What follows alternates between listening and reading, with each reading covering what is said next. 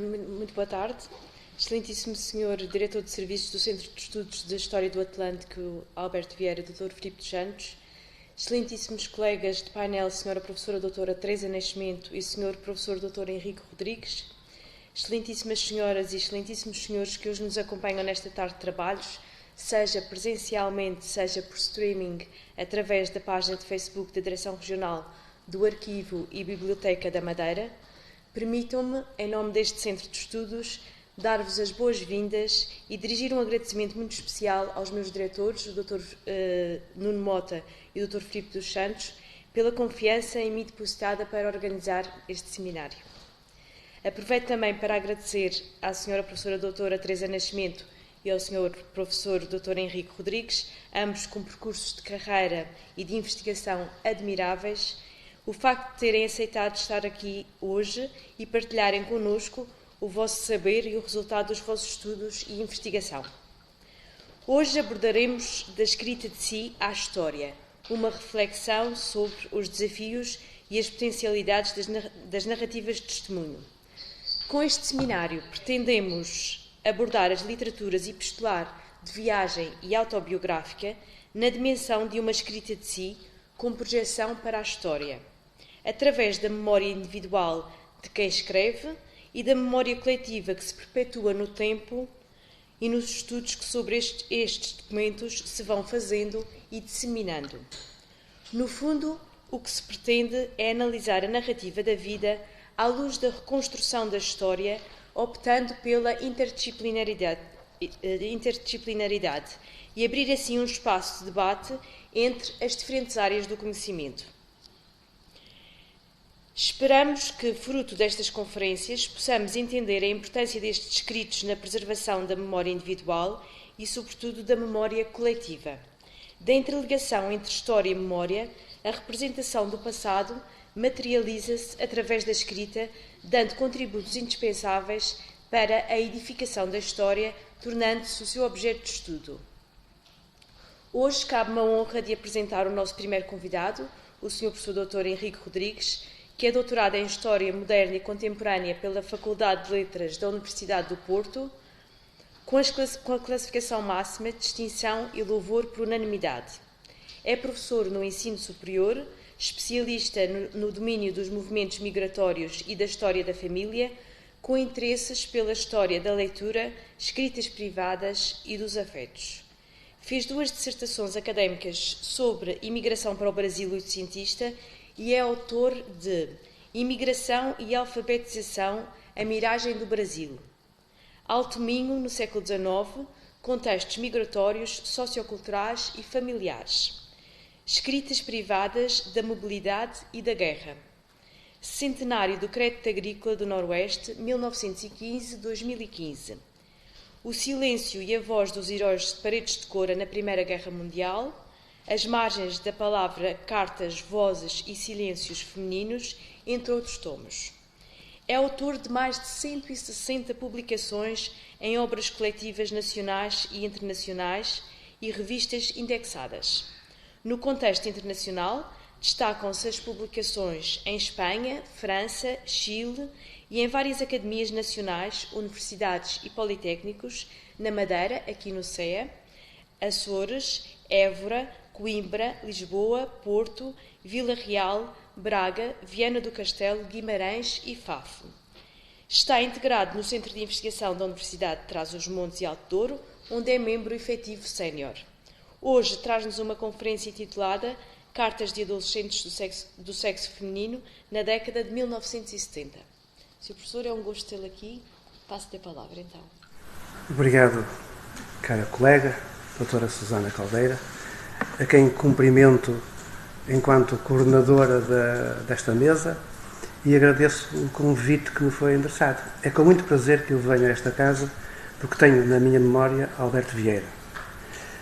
Cumprimento também o Sr. Diretor Regional dos Arquivos e Bibliotecas da Madeira e o Centro de Estudos de História do Atlântico, Alberto Vieira.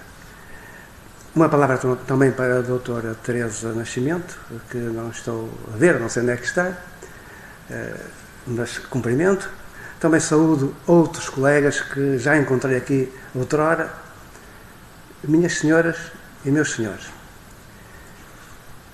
Eu ando a pensar se esta conferência tem sentido. Mas eu vou arriscar. Vou arriscar porque depois será devidamente avaliada. Para esta conferência eu tenho estes apontamentos. Falar de ego-escritas, apontar elementos sobre as fontes e sua problemática, focar-me no rei das sociabilidades femininas. Olhem que lindo! Escritas de si, as namoradas, que têm estes pseudónimos: José, o rei, Gui, Lou, Isa e Bia. Não vamos identificar porque são pessoas que ainda vivem entre nós.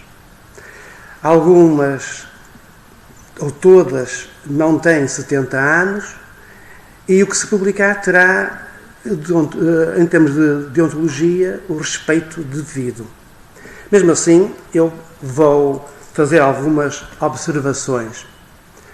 Estes são alguns materiais de um espólio de que falarei com outro detalhe, mais cartas e bilhetes postais.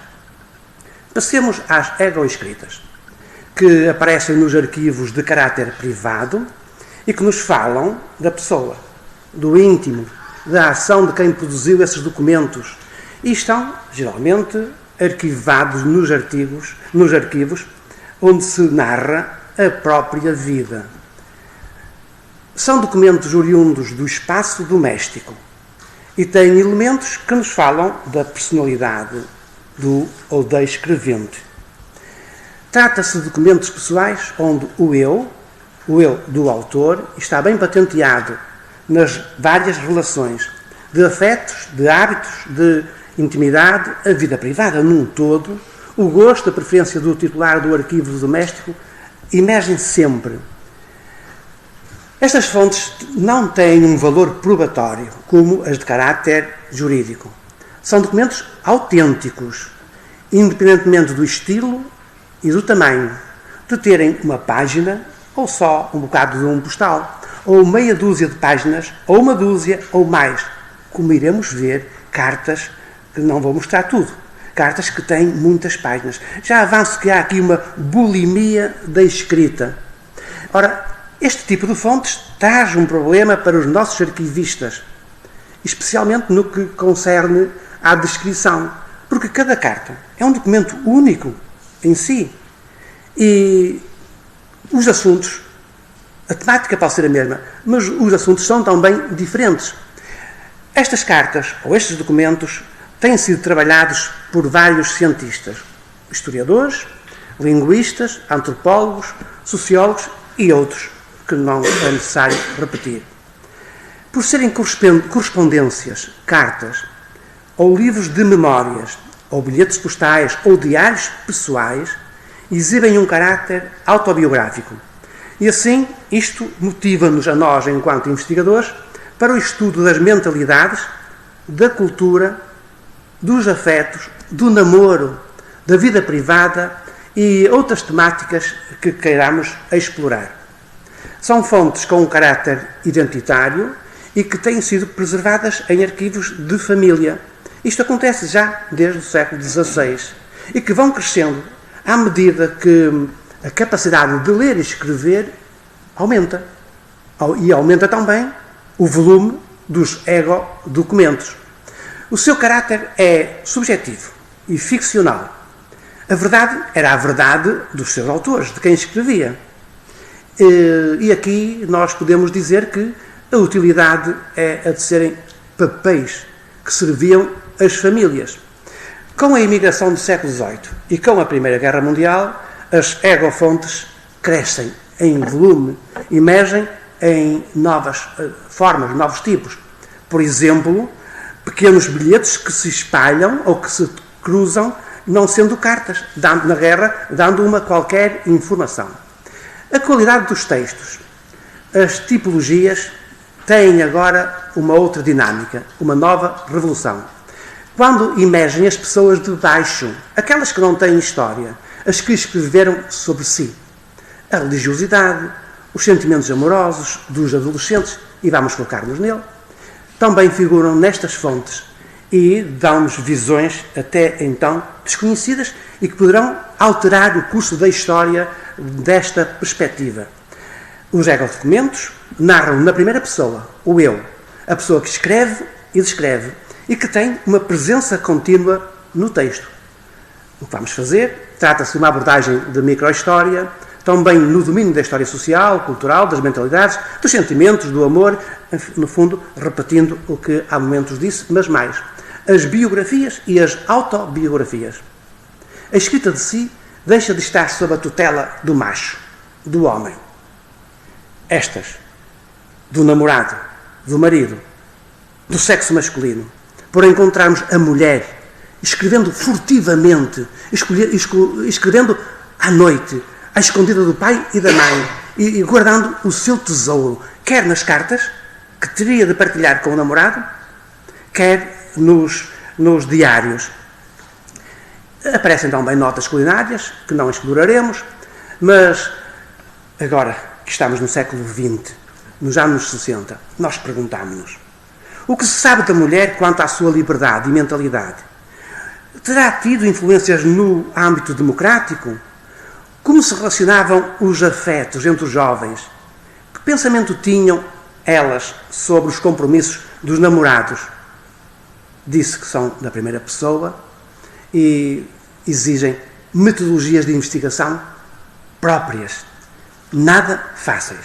Aqui a sua doutora desafiou-me e eu estive 3 meses a trabalhar que nem um mouro, passe a expressão.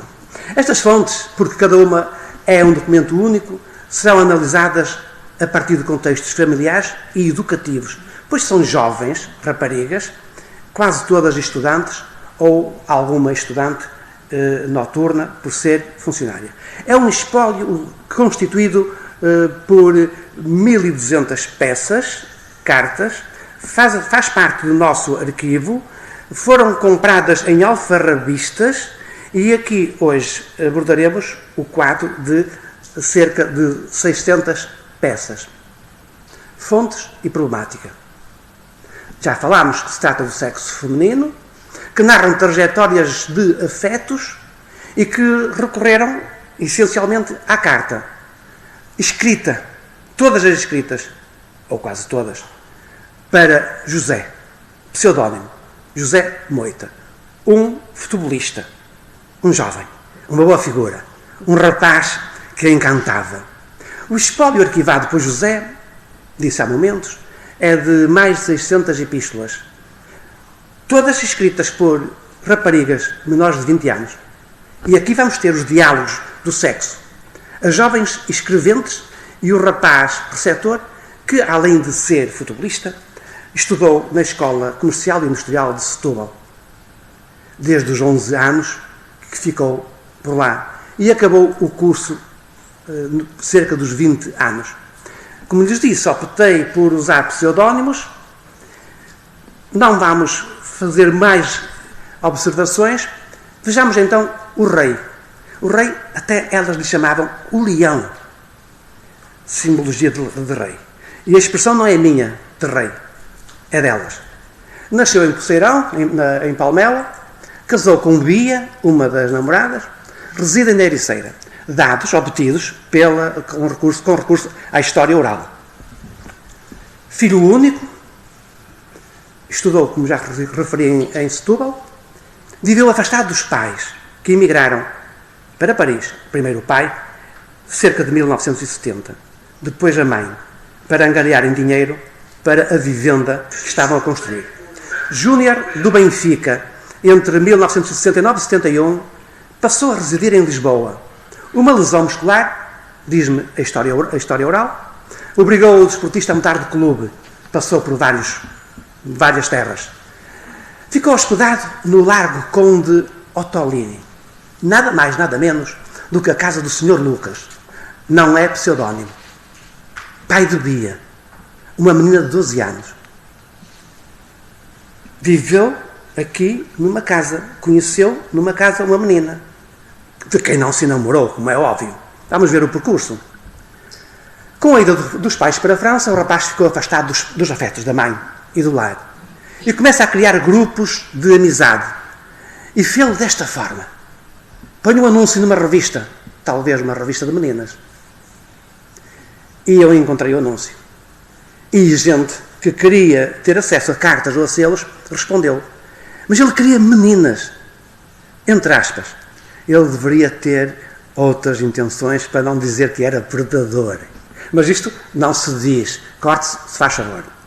Gozando de plena liberdade, o rapaz geria a vida desportista e escolar, reprovando várias vezes, mas desfrutando de uma autonomia e de aprendizagens para ser homem, com os colegas do futebol. E organizava estes encontros de meninas e com elas alimentava as escritas do eu. Namorou com várias, ao mesmo tempo. E conseguiu fazê-lo. E elas também conseguiram descobrir. As próprias amigas perguntavam como ia o negócio dos namoros. Já tens alguma miúda ou algo mais? As namoradas sabiam que José procurava jovens quando ia para a praia. E, ao fazê-lo, tem de esquecer alguma. Porque para escrever para todas, e tinha de escrever para todas, algumas falhavam. Uma coleção de meninas, cerca de 60.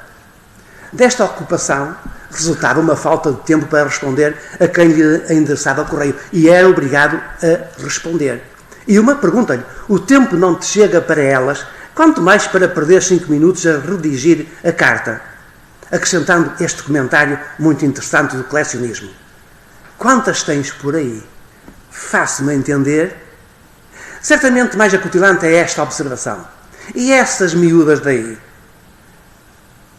Andas mesmo estragadinho. Leia-se as entrelinhas que quiserem. Eu como historiador, fiz só reticências. Não digo mais nada, extraí das cartas da fonte.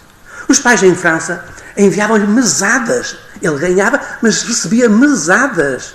Mimoseava um rapaz com perfumes franceses, calças, camisas, qualquer tipo de roupa, discos dos últimos da discografia, tudo de bom. E isto impressionava as meninas. Eu vou avançar. Com isto, conseguia, em casa, fazer pequenas discotecas, pequenos encontros reduzidos de bailes. Mas vamos ver se tivermos tempo. Olha, aqui está uma das transcrições sobre o tempo, não vou dizer mais nada. Outra, quantas tens por aí, de outra carta, para perceberem que eu estou a trabalhar em cima das fontes. Sem falta de verbas, sem compromisso de qualquer espécie, a vida deste jovem era um jovem querido, bem vestido e rodeado de raparigas, bem selecionadas. Era para marcar encontros. Encontros ao fim de semana, com 3 ao mesmo tempo, mas só se encontrava com uma, como é evidente. Os ascendentes lembravam, filho, tens que estudar, filho, já que o futebol não te dá, nós estamos aqui a sustentar-te, isto não pode ser, tu não brilhas no futebol. Em princípios de maio de 1972, esteve enrascado, um pouco enrascado, veremos algum texto, com uma namorada. E José pediu aos progenitores licença para casar. Os pais reprovaram essa licença. Preferiam dar-lhe um carro. E sobre esta situação, um colega, não vou dizer o nome, porque ainda é vivo, futebolista, pergunta-lhe, caíste como um pato? Ou isso não é tão grave como me contaram? O que eu sei foi que apareceu uma V, 4 letras, não vou descodificar, por respeito pela audiência, porque isto é científico. Ao fazer só o piso, e quis F com 5 letras contigo. Também não sei o que significa, pus Fs. Ele agora diz que foste o primeiro, se calhar o primeiro a bater à porta. Agora é que ela quer casar contigo? Não. Deixem-me as entrelinhas que valem muito. Eu não posso substituir o que não está lá, posso dizer que penso, mas falo-ei num contexto que não este. Mais tarde, o mesmo colega pergunta, Como é que vai isso da tua futura esposa? Estás F, se não lhe contas uma grande canção. Isto era um problema que ele teve, não vi mais notas, não sei como resolvê-lo. Aqui temos a cópia, aqui aparecem os sublinhados que eu não sei o que significam, não vou lê-los, e avancemos. As escritas do eu já disse que são várias centenas e foram recebidas por este atleta que jogou, mas que também eram tudo cartas de amor. José fazia uma gestão com estudantes, procurava estudantes liceais que frequentavam o ensino noturno e que se encontravam depois com ele em vários sítios. Veremos de uma vez que agia por uma pensão e a rapariga de 16 anos foi inteligente e não aceitou. Daqui resultaram o quê? Compromissos com raparigas que criavam redes de convívio escrito e tinham uma obrigação de trocarem ideias, tratarem problemas, conversarem. A palavra era conversarem por carta. Disse também que foram várias dezenas as que se inscreveram. Aqui diz mais de 5, foram 60. Chegaram à mão de Fernando. Raras foram as raparigas que não se namoraram dele, que atuava sem vigilância dos pais e marcavam encontros. A palavra vem numa carta para flertar e gozar de contactos físicos. Durante o serviço militar, em 1974, ele nasceu em 53, portanto já teria os seus 21 anos, ele ia praticando desporto e isto permitia-lhe dizer a raparigas que este dia não pode porque vai jogar, naquele não pode porque está de serviço no quartel. Jogou em Reguengos e cativou uma rapariga que vamos ver em Beja e outros clubes. Vários conflitos emergem de Bia e José. Bia vai ser a namorada por encontrar o amor em simultâneo. O ritmo das escritas diminui em 1976. Desaparece. Ele terminou o serviço militar. Tinha 23 anos e ela teria 20. Não sei se casaram. Vou avançar e vou fazer a história oral e terei essa informação.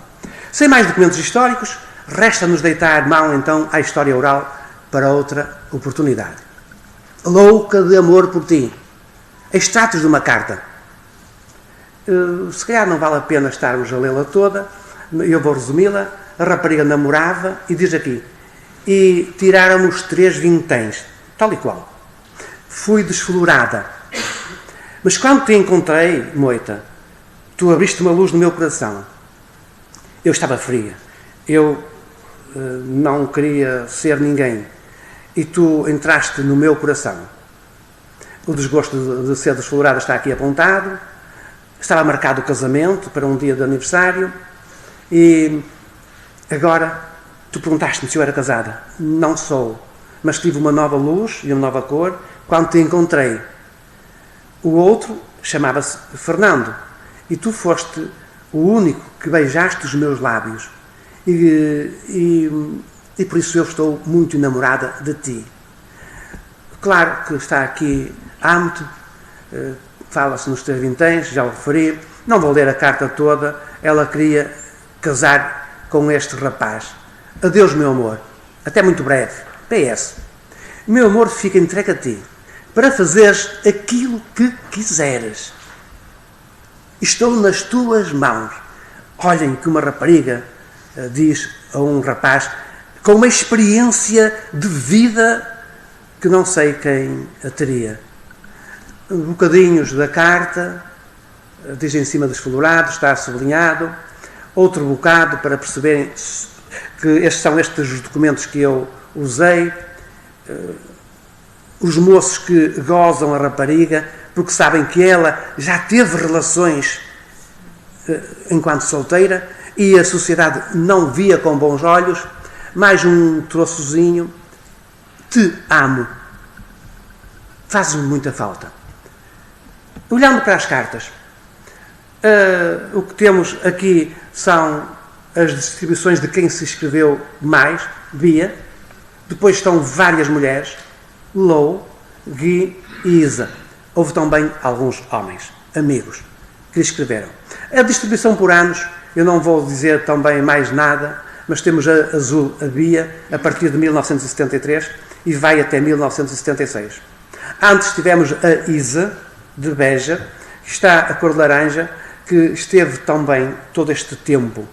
Lou, aí a verde, uma das grandes namoradas, em 71 e 72. Gui, um namoro breve, 24 cartas. Estou a olhar para o relógio e eu estaria aqui não sei quanto tempo. Ainda tem um tempinho. Que bom, gostei dessa. Um namoro breve. Gui deixou-nos 24 cartas, por isso breve. Estudou em Beja. Não sei a data de nascimento, mas pelo que diz, deve ter nascido em 58, 59. Natural de Rio de Moinhos, Aljustrel. Isto vem nas cartas. Andaria pelos 16 anos quando conheceu o futebolista. E reparem, e tinha visto o último tango em Paris. E tinha visto. Ela diz uma coisa muito interessante. Estava no 5º ano, em 74, e falando com o jovem, nota um conflito de adolescência nos aborrecimentos que tem com os pais, fase de crescimento, mas também no lar. Vamos ver porquê no lar. Diz ao namorado: tem cuidado com o que escreves nas cartas, porque a minha mãe leu umas cartas e, ainda pior, disse que a deserdava, que deixava de ser mãe dela. Isto porque ela fez uma visita a Tavira, onde o rapaz estava a cumprir o serviço militar. Moita propõe uma ida à Beja, de que falei já há momentos. Sugeriu uma pensão para um encontro. E ela diz: não. A cidade era bastante pequena e todos conhecem uns aos outros. Por isso não aprovou este encontro. Preferia algo diferente, mais romântico. Passear como os outros namorados, de mão dada, juntos, e por isso não seriam objeto da crítica social. E termina assim a carta: eu tinha inglês para estudar. Estou-me nas tintas para esta porcaria. Dito de outra forma, prefiro o amor. A crise que punha neste estado de espírito contra o estudo. Reparem o que vai acontecer a esta rapariga. Uma delas inteligentíssima. Podiam ter um sucesso académico fantástico. Vamos ver pela escrita uma delas, a de Bia. E não, este namoro destruiu-as totalmente. Gui diz-lhe assim: dizes gostar de mim, só escreves uma carta.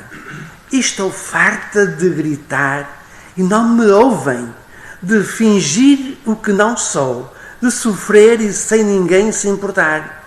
E mais um bocado de mim se vai. Ela precisava urgentemente de uma mão e encontrou naquele rapaz, entre aspas, oportunista, galanteador. Escrevia cartas muito lindas e qualquer rapariga era capaz de cair naquele conto do vigário. Vendo as colegas a sair com moços, outras a ir ao café ou a andar pela cidade, ela na varanda do quarto, só, triste, farta de tudo, não era compreendida. Ninguém atendia aos problemas que ela vivia. E pior ainda, de não ter a companhia do amado que prometeu ir a Beja. Moita tinha outras moças para consolar.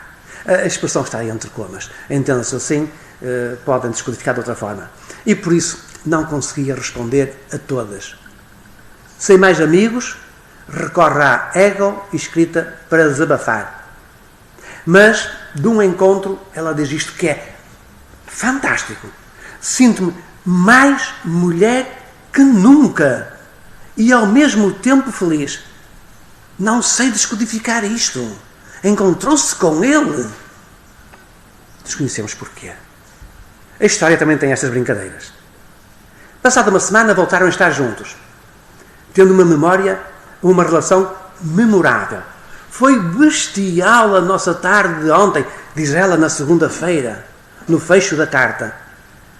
E sublinha: só tu é que me compreendes. E termina: muitos beijinhos da tua muito querida baby e um chi muito grande, com saudades. Domingo tiveram o convívio e na segunda estava cheia de saudades. O casal de namorados vai agendando encontros, mas ele não deitava letras ao papel e ela queria, estava sedenta de letras, de cartas. Tinha mais raparigas à espera de carta. Este quadro silencioso deixa dúvidas no imaginário de Guy e pensa assim: isto é um bocado aborrecido, a não ser que ande a fazer jogo para o outro lado. Deixemos estes encontros furtivos, que era o que ele fazia. Não costumo fazer coleção de homens. E avança. Escreve. Ao menos ser tu sincero. Isto é tudo, eu não vou ler, é tudo uma porcaria. Tenho confiado demais em ti. Isto está tudo escrito, atenção. Não são invenções. A rapariga começava a perceber-se da exploração por alguém que usava um discurso cativante, afável, que não cumpria o prometido. Faltava aos encontros, abandonava a estudante, afastada de casa, deixando-a sozinha no meio da solidão de um quarto, no lar onde ela vivia. A menina continua com a égua escrita, sem ser correspondida com letras. Nem ele lhe telefonava. Ela escrevia e, da outra parte, nada recebia, nada se ouvia. Uma falta de comunicação. Isto significa divórcio. Era assim que se fazia um divórcio, mesmo em solteiro, quando se cortava a interrupção. Era um silêncio arrepiante, dizia ela. Não se sentia arrependida do que fez, pelos prazeres que teve, mas devia ter tido mais precaução. Era um misto de contradições, amor e revolta, por sentir-se enganada. Ela estava uma semana a tentar falar para o quartel, mas nada. Visto que tu andas cada vez mais desinteressado, sinto a dor de ter sido enganada. Porque sou tola. E ela escreve tola, assim entre comas. A interrupção das cartas, diz ela, leva-me a pensar que já não gostas de mim como dizias. Afinal, quando não há esquema, tu vens procurar-me, diz neste parágrafo. Ela amava-o muito. José não era o mesmo que ela conhecera, o rapaz ternurento. Não ter um fim de semana para mim, este rapaz, é chato. Tudo isto me revolta cada vez mais. Tenho pena de mim própria. Cada vez estou mais presa a ele, a quem não tenta sequer imitar-me, ou seja, responder às cartas. Em agosto deixa a seguinte mensagem em carta: não sei se me julgas para ti um brinquedo com o qual pensas divertir-te. Se assim o é, estás redondamente enganado. Ela tem esta coragem. E continua: se só escreves para que eu vá ter contigo, depois ainda gozas da minha ingenuidade, que era uma rapariguinha, porque hei de ser sempre eu a procurar-te. Sabes porque o faço? Para mostrar-te que estou muito presa a ti. Estou apaixonadíssima por ti. Ela tem esta consciência. No fim da festa, tudo acaba. E José continuava a ignorar as escritas do eu feminino. A jovem questionava-se: com isto tu vais fartar-te de rir, chamando-me de parva. Tu pensas que és o rei do universo? Estou a avançar, porque o tempo também está a passar, ainda tenho muito que caminhar. As raparigas, ao entrarem na seita dele, ficavam nas mãos do rei das socialidades femininas, que as manipulava. Eram promessas falsas que lhes dizia. Era como se fizessem parte de uma reserva feminina para delas desfrutar. E diz mais: quando se gosta a valer, deve haver sempre tempo para outra pessoa, e tu não o tens. Ele não a amava, dizia-se amigo. Ela respeitava-o. Não vá, e por isso não saía. Não vá o José saber que eu saí e chatear-se. Isto é duro ouvir isto. Entretanto comenta: tens abusado da minha bondade. Depois diz: Sei que tens ido para a praia, todos os dias, bem acompanhado. Isto não se faz. Tu namoras comigo. O estado psicológico desta estudante estava destruído. Para quem tudo era indiferente. Uma depressão. A falta de vontade de comer. A doença do amor provocava. Destruía. Há aqui uma exploração das emoções de Guy. E a exploração do corpo. Como sublinhou ela. A expressão é dela. Estou farta de ver passar-se um dia e outro, esperando uma carta, e dizer qualquer coisa e não chegar. Desejava ser ela. Ela escrevia e ele silenciava, chamando-me parva. Palavras dela. Com promessas falsas. Aos 17 anos, findava uma aventura amorosa de uma estudante de Beja. Low. Eu estaria aqui muito tempo.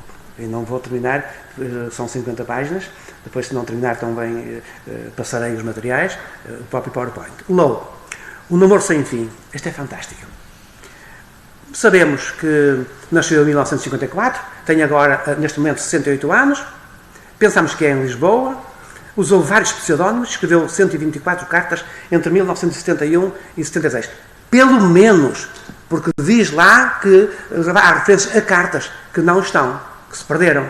Tinha certamente o quinto ano do ensino comercial e estudava à noite e tinha o curso de datilografia. Trabalhou em Lisboa, estudava à noite, já o disse, cruzou-se com Moita em 1971. Antes desta data houve conversas telefónicas e por carta, e ela diz o seguinte: deste-me uma alegria excepcional em me telefonar novamente, quer dizer que já o fez várias vezes, e em me dizeres que voltaria a telefonar-me e a escrever, quer dizer que já o fez várias vezes. Apenas ela tinha medo que tudo isto que está a acontecer não seja uma desilusão. Pede-lhe que não a faça sofrer. Não vou estar a ler partes das cartas. Não queria ser dominada. Avanço já o que é que ela queria. Ser livre do espaço familiar da mãe e do pai. Este princípio era um projeto amoroso, machista, tendo namoradas submissas, como já perceberam. Passados 4 meses, ela não tem resposta e pergunta: qual é o motivo? Há aí alguma borrachinha? Encontraste outra rapariga com quem namoras? Por que é que não nos escreves? Nos, para ela e para uma colega de trabalho. Ai, Leão. Low e a amiga Teresa. A jovem preparava-se para ser modelo. Ela era elegantíssima. Perder peso era fundamental.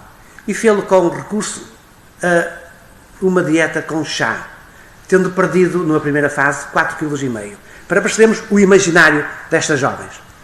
E adverte José: e as miúdas? Toma cuidado, que as moças são falsas. Já me está dando sono. Uma escrita da noite, porque falava, e a expressão é delas, por carta, à noite. E faziam exclusivamente com o futebolista. Um respeito, uma fidelidade, através da escrita. A rapariga namorava com Alexandre, com quem se zangou, mas já fez as pazes. Além disso, estava com José. E fez as pazes por já não ter tantos ciúmes. Escrevia e à noite, passando 1, 2 da manhã e mais. Só uma pessoa louca de amor é que está a atuar desta forma. E dá a conhecer a Moita que tinha ido a uma festa privada. E vejam o que acontecia nestes grupos que ele organizava, de raparigas que conquistava e de outros rapazes. Os rapazes que organizaram só trouxeram bebidas, o que foi uma MMM. O Idalino, dono da casa, foi durante o tempo da festa para um quarto com uma miúda. Não pensei mal, se calhar foi dormir. E quando ela saiu, eram 6 horas, ainda não tinham acordado. Acordado é a expressão minha agora, porque lá não diz isto. Só há esta constatação. Portanto, as cabeças que quiserem pensar, pensem. Em história não vou dizer mais nada. Continua a emagrecer. Agora pesa 56 quilos. Está cada vez melhor, diz ela. A escrita de si era pensada e gizada em tempos e espaços diversos. Começava no metro, parava no café e escrevia, ia à escola ou a outros sítios, mas era na cama, à noite, a pensar no namorado, a sonhar com ele e trazia-o à memória, que transmitia os sentimentos para o papel e colocava os problemas. Era importante sentir-se feliz, uma boa silhueta, um corpo elegantíssimo, pesando agora apenas 54 quilos. Queria ser modelo. Neste quadro de felicidade, passou o domingo em casa, porque não teve encontro com José. José, o namorado clandestino. O namorado oficial, pelo Natal, Alexandre, estava na guarda. E ela diz que lhe permite mais liberdade de ação. E escreveu no dia da consoada. Também no dia 29 de dezembro. E aqui reclama correspondência. E por isso vai sozinha ao cinema para se distrair. Para que ele não a abandone. Para que ele não diga que lhe é infiel. Há o elogio do eu, anteriormente observado, nesta expressão. Olhem para mim. Uma camisa de renda justinha ao corpo, ficando uma brasa. A malfadinha, o diminutivo de Mafalda, vestida com ela, a camisa, forçando a criação de um heterónimo, entre aspas. Senhora professora, heterónimo, aqui está mal aplicado, mas eu pus entre aspas. Pois usava 6 nomes. E escrevia-se com 6 nomes. Escrevia-se em brasileiro, o que tinha muita graça. As escritas da noite proporcionavam aqui um equilíbrio entre o estado compulsivo da escrita e emocional. Quando acordava, depois da meia-noite, pegava na caneta e reforçava os elos de amizade, como se fosse o melhor lenitivo para a terapia do amor. O objetivo dela era casar com Moita, porque gostava dele. Só se casaria com ele. Se não o fizesse, ia para um colégio privado e ficava lá até ser de maior de idade, até ter 21 anos. E depois é que se casaria. E diz-lhe assim: não aguento mais, não te quero perder e quero-me casar contigo, porque tenho certeza absoluta que é a ti que amo e não aguento que ninguém te roubasse. Há aqui um sentido de posse. Entretanto, pergunta-lhe: e a outra moça? Queremos que se remete para a namorada, mas não nos diz quem. E há desabafos. Se eu for para o colégio, espero que tu cases e depois caso eu. A dor era forte e ia desabafando. Por vezes desejo a morte. Já estive para me matar, mas senti que não podia ser. Ela diz aqui remorsos. E meditei e arrependi-me. Não o fiz. As dúvidas continuam na cabeça desta sonhadora, pensando que perdera o amado porque não lhe escrevia. E diz-lhe que ele é o melhor amigo do mundo. Por isso vai declarar-se. Pergunta-lhe: tu estás com alguma matulona? Ela era esbelta, bem formada, boas curvas, elegante, um autêntico manequim. Um sabor de ciúme nota-se relativamente ao aniversário do futebolista, que o passou na casa de Bia. E ela pergunta-lhe, de facto, onde é que o passou. Às 2 da madrugada, acorda e vive os problemas do casamento. Ela quer fazer um casamento porque gosta dele. Só queria casar com Moita. No mesmo dia, temos esta declaração. Não achas que foi este tempo de ausência de escritas, que nos fez ver que não podíamos passar um sem o outro? Podes crer, se não fosse isto acontecer, eu nunca te dizia amor. É uma autêntica declaração. Eu vou passando porque sei que não vou chegar ao fim. Acordou um dia às 5 da madrugada. Depois de estar a escrever, tinha depressão, chorou e bebeu o remédio da escrita. Pegou no papel e na caneta, porque não sabia qual seria a resposta de Moita. Tinha perdido mais 4 quilos. E pergunta-lhe o que se passou com essa moça, a propósito de tudo o que se passava. Falámos da outra moça que presume-se que terá engravidado, mas não sei dizê-lo. Ela estava louca de amor. Desejava saber quem concorria com a beleza dela.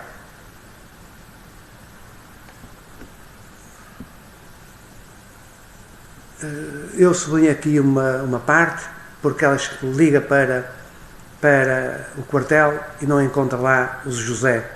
Respondem que é cedo para ele estar lá no quarto. E questiona-se: será que estou a ser enganada?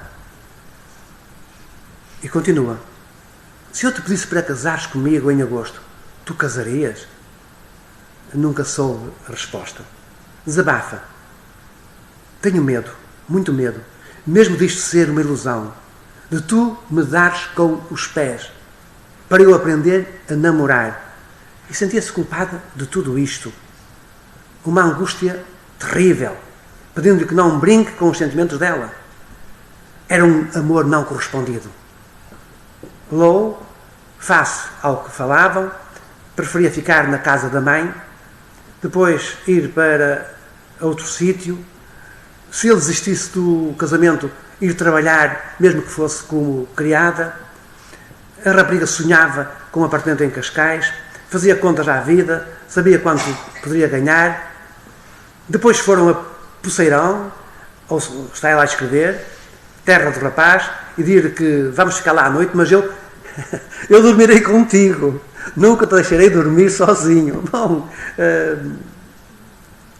era gente que explorava bem a vida. E diz-lhe que ela é a pessoa que mais o ama. Há aqui uma bulimia da escrita, originando correspondências variadas no próprio dia. Ela era uma amante dele e das escritas de si. Quanto ao sexo fora do casamento, ela diz que tem uma tia que está à espera do nené, é solteira. Só para que termos uma ideia, que isto, não digo que fosse vulgar, mas havia muitos filhos de mães solteiras. Entretanto, estamos em 1974 e informa o amante, José, que ia casar, e faz um convite, que ele e Bia, namorados, vão à casa dela e do Jorge. Continua a dizer-lhe que gosta bastante dele, como amigo, como mano, porque a colega escreveu isto: gosto muito de ti, diz a Zé numa carta, e ela põe um travão: não, eu gosto de ti como mano, como irmão, como amigo, e renova a promessa de um encontro. A última carta está datada de 1976. Isa, o amor impossível, 56 cartas. Temos muito tempo ainda? Temos pouco, Sr. Professor. Pouco, quer dizer 20 minutos? 5. 10. Vamos tacar por Isa, eu depois passo a parte final, mas passarei a correr. Era uma aluna regular, frequentava o 6º ano ao tempo da Revolução. Em 1976 estudava no liceu. Provavelmente, não sabemos, estaria no 7º ano. A carta mais antiga data de 1968. Era uma menina que frequentava Poceirão, a terra do rapaz. Era uma menina da média burguesia. Aqui ela vai corresponder-se com um rapaz de 18 quando tinha 15, que lhe perguntou se já conquistava rapazes. E ela dá uma resposta muito interessante, diz-lhe que não, e vira-se para ele e diz-lhe: e não era melhor não perder tempo a estudar e deixar as conquistas para mais tarde? Era um conselho, disse ela, de uma amiga mais nova, diferente de um rapaz, um bom vivant, que só cultivava o gozo do convívio com as raparigas. Os resultados académicos eram fracos, começaram a baixar, porque ela estava no lar e começou a ter encontros.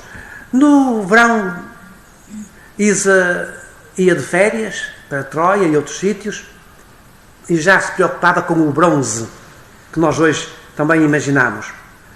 Daqui ela vai tendo vários convívios, em casas dançantes, em casas privadas, em sítios públicos, e preocupava-se muito com os bailes.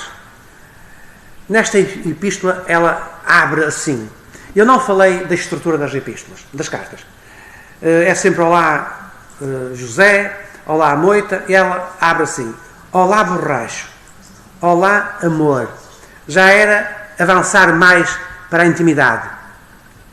E num dado momento sabemos que estes grupos incentivavam as escritas que tinham esta base: ter amigos com quem desabafassem, encontrar amigos que ajudassem, encontrar amigos que proporcionassem amizade. E José não lhe dava isto. Primeiro era uma amiga, depois havia intimidades de namoro e, por fim, ruptura dos laços. A jovem põe em causa este discurso.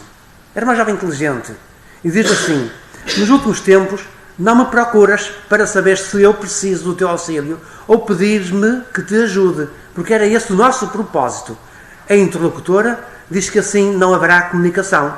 E se não há comunicação, vamos acabar com as correspondências. Ele era um homem às vezes compreensível, e assim era sonhado, um homem bom profissional, dava ideias que seria um bom marido, que seria um pai amável, qualidades que uma jovem sonhadora queria. Qualquer uma de nós estaria aqui disponível para o encontrar. Ele era isto nas palavras, nos primeiros encontros. Moita tinha prometido ir ao Barreiro para se encontrar no liceu dela, e ela diz que isto é formidável para falarmos e passearmos, mas que não marque num fim de semana em que ela vai a casa. Transbordava de felicidade quando recebia uma carta e responde-lhe com um grande abraço da sempre amiga. Dissemos que tinha 16 anos e não tinha a vigilância dos progenitores. Recebe mais um convite, aceita e vai namorar com ele. Neste momento, este namoro, deste convite, é pautado por silêncios. Parecem dois namorados amuados, sem falarem de nada. E ela, na verdade, queria falar com ele. E escreve uma carta depois da meia-noite, na cama. E pergunta-se, diz-lhe, quais os motivos que encontras em mim para fazer despertar em ti esse sentimento tão profundo que é o amor? Ele dizia, tu encantas-me, tu és meu amor. E então, porque te lembraste de mim e não de outra? Isto faz-me confusão, diz ela. Porque é que estás tempos e tempos sem me escrever? Que a escrita é o que alimenta o amor? Tu estás a ser sincero? Mesmo de certeza, ela sente-se confusa, mas termina a carta com um beijo. E pergunta-lhe ainda, qual o motivo que te levou a responder à minha carta, que não te levou a responder à minha carta, que era não gostares de mim? Apenas pensei ter perdido um amigo.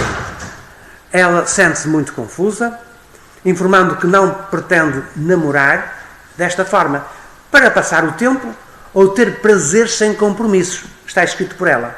A jovem apresenta um raciocínio com muita clareza e inteligência, embora desconheça o quadro das relações amorosas que movem o amigo, e por isso estes silêncios. E as relações amorosas são as outras e diz-lhe que gostava de continuar a ser amiga dele. Continuando, vemos que ela deixa um post-scriptum enigmático. Vem ao barreiro sempre que puderes, pois é do diálogo que nasce a luz. Que pensar? Afinal, amava-o ou não? Ela diz que, ou pergunta, o que é que preferes? Que eu te escreva uma carta cheia de sentido, porque ele pedia cartas, ou todos os dias uma carta. Ele pedia todos os dias uma carta, por isso juntou aquele arquivo todo. E nesta epístola, ela aborda a questão da droga, em 1973, e um aborto no liceu. E pede-lhe que lhe faça uma visita quando houver jogo de futebol à beira. Ela mantém a mesma fidelidade que as outras. Ela pretende ficar enclausurada em casa do que se divertir. Termina a carta desta forma. Registra o regresso às aulas e despede-se com um beijo da amiguita, um diminutivo, também de amor. Entretanto, combinam mais uma reunião, reforçam os laços. A temática anda em torno de questões da Revolução de 1974 e depois fica chateada por ele não aparecer. Combinam férias e ela determina que seja para Troia, mas Moita soube que ia cumprir o serviço militar em 1974. Encontram-se em Torpes, perto de Sines, mas ela propõe a Fernando que vá para Fernando Pó, para o baile, porque o calendário dele, a partir de agora, é pautado pela tropa, pelo serviço militar. José não cumpre, José não vai ao Poceirão, isto no dia 14 de julho. Ela aproveita os tempos de sesta nas férias e escreve assuntos vulgares, mas também diz que viu o filme que todos viram, Jesus Cristo Superstar. Preocupa-se em transmitir uma justificação. Quando ia passear, vou com a Helena, para dizer que não vai com rapazes. Vamos às compras, mas estou a ser-te fiel. Mantém estes laços e reaviva memórias de um passado recente, sublinhando: estou contente por saber que, mesmo longe de ti, contribuo para que as horas, o tempo, passem mais depressa. Eu também penso muito em ti, relatava a escrevente, e mandava-lhe um beijo e um chicoração. Continua com o seguinte trecho: não podes imaginar como desejo ver-te, sobretudo falar, o prazer que dava em conversarem. Ouvir-te para ver se és o mesmo, aquele simpático de há uns tempos. Era quase o fim do dia. Estava a aproximar-se a meia-noite, uma escrita da noite. E há dias em que a vida me assusta, porque penso que estou a ser enganada. Passam-me tantas coisas pela cabeça. E tudo isto vem expresso no papel, certamente para proteger a intimidade. Dormir sem ter uma conversa? Não. Eu quero escrever-te, porque isso dá-me alegria. E começa assim. E eu também vou terminar, está bem? Está muito certo que a Rosinha afirmou que tu não vivias com ninguém, mas não é menos verdadeiro que, no dia que falei com ela, a Rosinha disse: este ano ia sempre com uma tipa para a praia. Namoravam-se. E ela agora veio cá passar um fim de semana com ele. Para lá viveram juntos. E está aqui a carta. Com mais um bocado.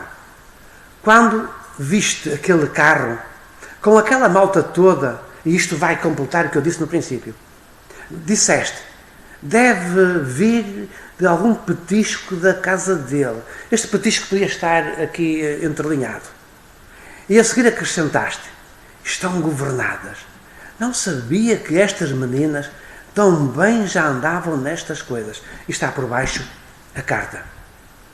Tudo fazia confusão à estudante, agora com 17 anos, e ela gostava de ouvir palavras agradáveis. Deixo este bocadinho, e a rapariga interrogava-se: será que tudo isto é verdade? Deves-te estar a rir por vez que até que ponto eu sou parva, mas acredito naquelas palavras vazias que escrevias. A jovem tinha descoberto a verdade. Via que ele não cumpria, que os silêncios eram que o implicavam. Entretanto, há uma epístola que Moita lhe enviou. É uma impressionante carta, muito linda, mostra uma vida linda, um mar de rosas, mas as rosas têm espinhos. Mas Isa ia enviando uma missiva em que dizia acreditar na existência dos outros amores. Grande depressão por causa da família e dos pais. Terá sido um divórcio? Tu não queres vir comigo? Dizes que não escrevias? Poucas possibilidades tinha eu de me encontrar contigo? Tudo contribui para uma grande, muito grande decepção. E ela escreve porque gosta dele. Oh, amor, faz os possíveis para vir. Eu tenho muitas saudades tuas. Ontem foi um dia horrível. Era segunda-feira. São os dias mais difíceis para mim. Só penso no dia anterior, no domingo. Desejava encontros. Estavam na cabeça. Aquela miúda de Lisboa, a Bia, a namorada, que tu conheceste na casa dos pais, não andará a enganar-me? O imaginário de Bia tinha uma concorrente. Por ele estar a entusiasmar-se muito. Perdão, o imaginário de Isa. Por ele estar a entusiasmar-se muito com ela, Bia. Gosto muito de ti. Creio não merecer andar enganada. E estou farto de ocupar este lugar. Diz-me alguma coisa. Já me fizeste acreditar que era tudo um mar de rosas. Vou mesmo terminar, porque sei que estão cansados.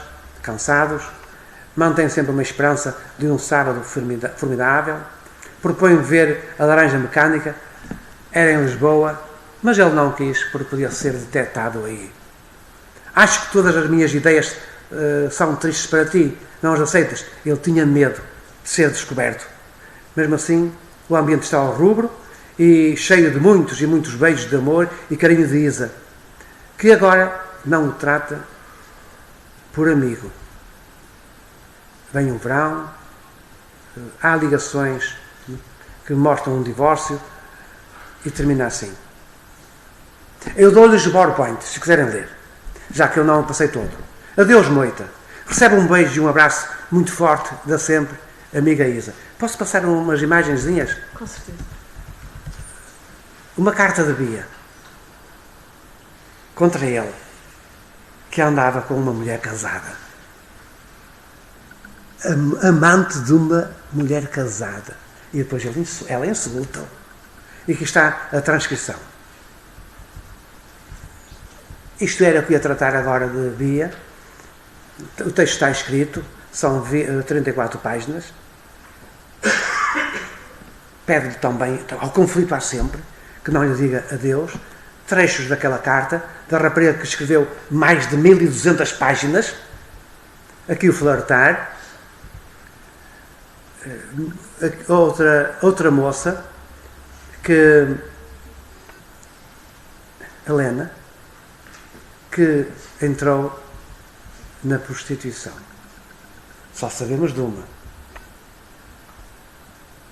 Vamos a uma outra, uma que lhe responde que ele é um ser muito baixo, muito fraco, prometeu mundos e fundos, é um homem sem coração. Aqui estão os trechos destas cartas. É um cobarde. E seriam as conclusões para dizer que nestas escritas há de facto um centro, um epicentro é o masculino, é o homem, é o macho, é o rapaz das ilusões e elas iludidas. Bia lutou e aceitou, mas desmascarou ao ponto de vir a casar. Tenho uma menina que não conheço, vou fazer a história oral. Minhas senhoras e meus senhores, desculpem, obrigado, eu vos dei a vossa paciência.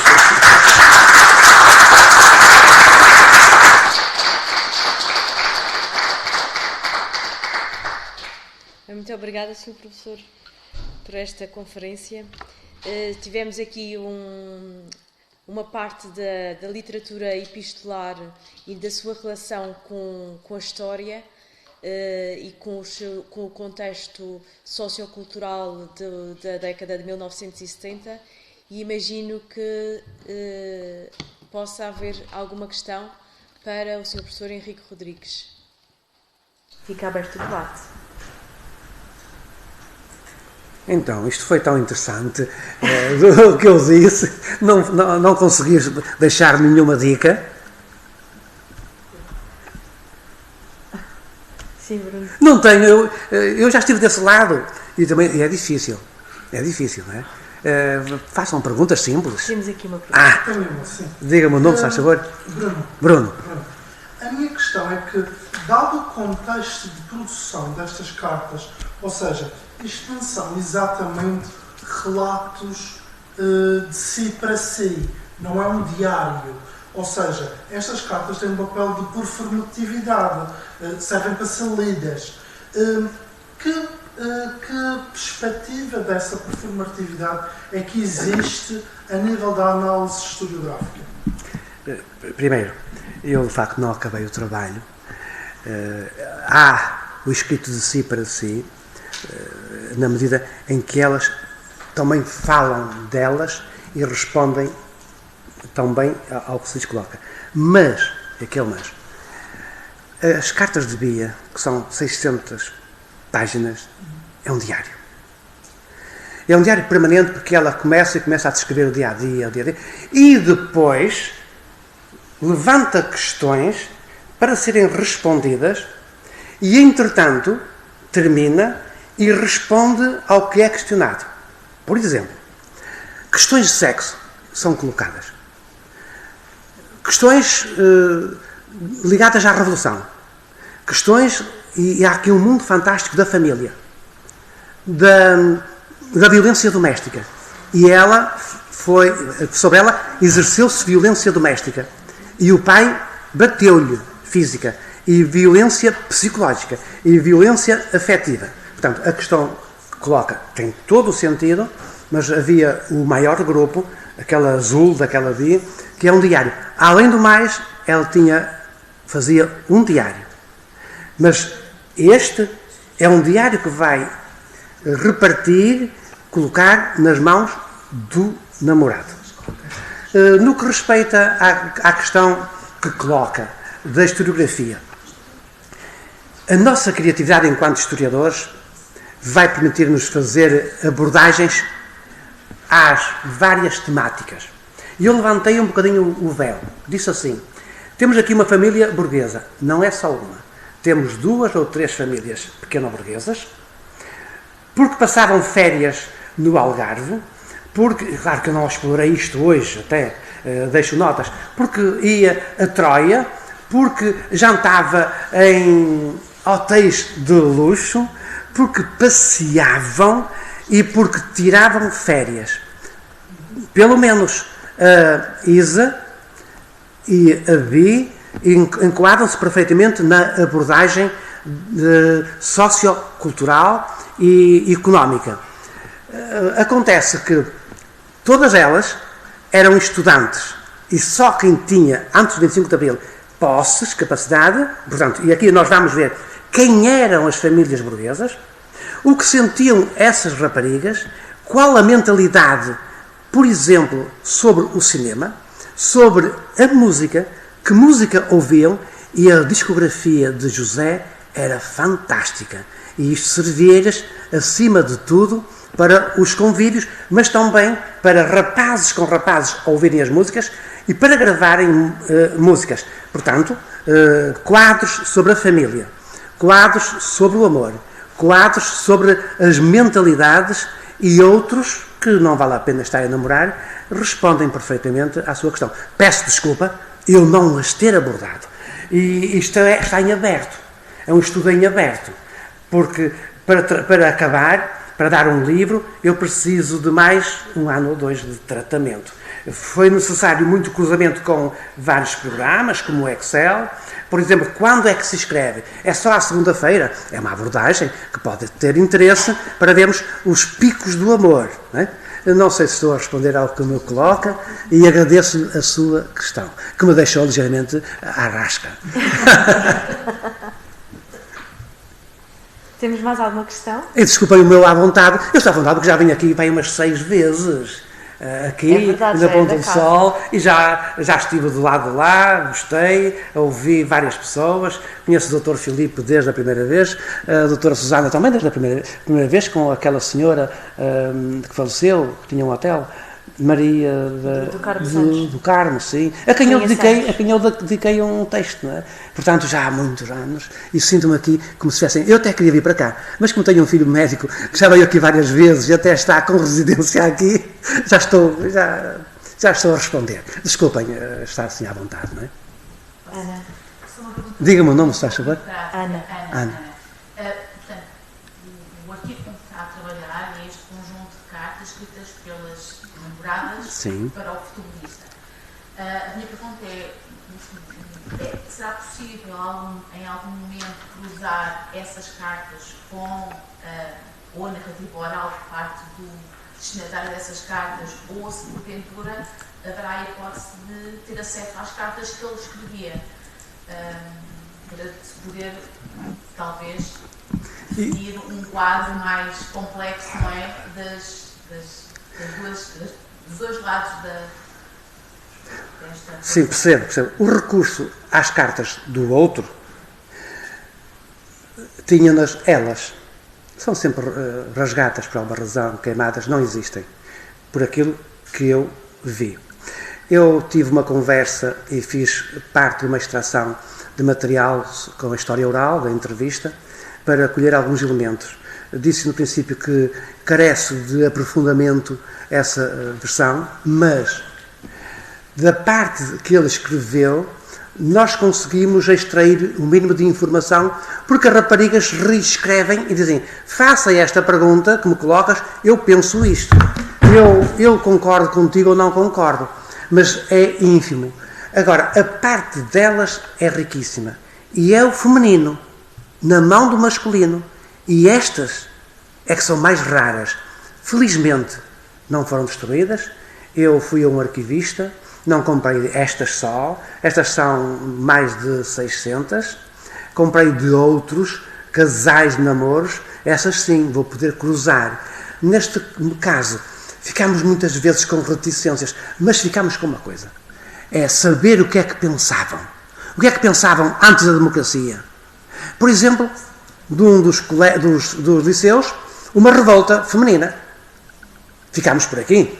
E ela diz assim: os pais das meninas foram avisados que se não parassem com a insurreição, eram expulsas. Portanto, temos aqui um bocadinho de uma observação pré-revolta. Porquê é que elas se revoltavam? Não sabemos. Provavelmente, se Bia aceder a uma entrevista, poderemos comatar. Mas aqui já entraria uma boa equipa, porque sozinho, com 6, e depois não são 6, são 50 raparigas, para criar um painel enormíssimo. Eu, pela minha idade, e vocês acreditaram há bocado que eu tinha 55 anos, não tenho. Tenho 68. E, portanto, com a minha idade, já não vou para isso, para esse campo, não é? Vou gerindo, mas faltou-me aqui responder uma coisa. Senhora doutora, eu não quero estas cartas para nada, a não ser para as explorar, analisar. Vou deixá-las a alguém, provavelmente a um centro. Depende daquilo que eu consiga produzir. E entre esses centros há 2 ou 3. Um deles é o Xé. Poderei vir a disponibilizá-las, a entregá-las ao Xé, a fazer do Xé de fiel depositário. Depende depois em condições, depende de quando. Ainda não sou muito idoso para me desfazer já delas, porque creio que terei tempo. Fica aqui um repto nas entrelinhas. Não sei se respondi ao que me pedia, peço desculpa, e eu entretanto passei a mão aqui em frente como não podia deixar de ser. Nós faríamos agora, agradecendo ao Sr. Professor, obviamente. Não há mais questões? Eu estava a gostar. Queria mais questões. Não sei se há mais alguma questão. Sim, com certeza. Só de curiosidade, Dinis. talvez através da história oral, portanto, há a possibilidade dessas raparigas responderem também com mais rapazes do que o destinatário desta situação? Doutor Dinis, eu não conheço as raparigas. Não. Se houver disponibilidade do José Moita me pôr em contacto, mas ele não vive cá, e ele resistiu um bocadinho a algumas questões, e é normal, foi por via telefónica. Se houver alguém assim, olha, eu queria fazer um doutoramento, imagine-se que me diz assim, eu queria fazer um doutoramento com isto, então uma instituição, e não o privado, uma instituição, o Governo Regional da Madeira, começa a desenvolver contactos, começa a criar, constrói-se uma equipa de investigadores, e nessa altura, sim, e penso que haverá essa via. É um bocado difícil. Quando ficarem num arquivo, o arquivo que terá um diretor verá das potencialidades. Eu peguei-me bastante ao que elas dizem, porque é rico. Fiz muita interpretação, também não posso ter essa ousadia, porque queria dizer aquilo que as pessoas não disseram. Então, estamos aqui, elas a falar. É outro trabalho. Mas espero que aconteça.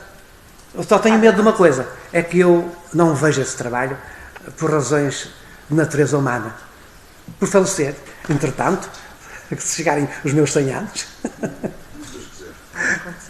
Muitíssimo Então, obrigado da minha parte. Fazemos um pequeno intervalo porque temos que mudar agora os computadores para a conferência seguinte e com certeza que lá fora vamos estar todos ali juntos. Com certeza que podemos fazer pôr mais alguma questão ao Sr. Professor Henrique Rodrigues. Voltamos então dentro de 10 minutos, sensivelmente. Obrigada.